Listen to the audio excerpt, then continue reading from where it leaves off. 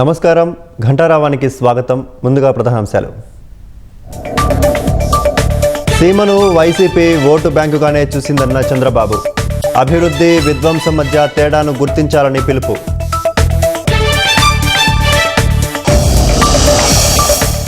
మూడు పంపుల మోటార్లు ఆన్ చేసి హంద్రీ నీవాకు నీటి విడుదల. చెరువులన్నీ నింపుతామన్న ముఖ్యమంత్రి.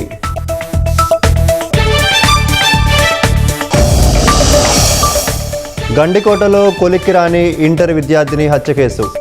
మళ్లీ మొదటి నుంచి అనుమానితుల విచారణ.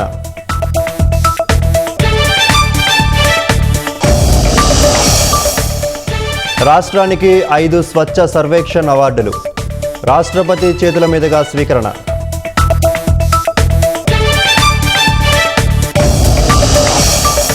బీహార్లో వరుస హత్యల కలకలం. ఐసీయూలోని ఓ రోగిని కాల్చి చంపిన దుండగులు.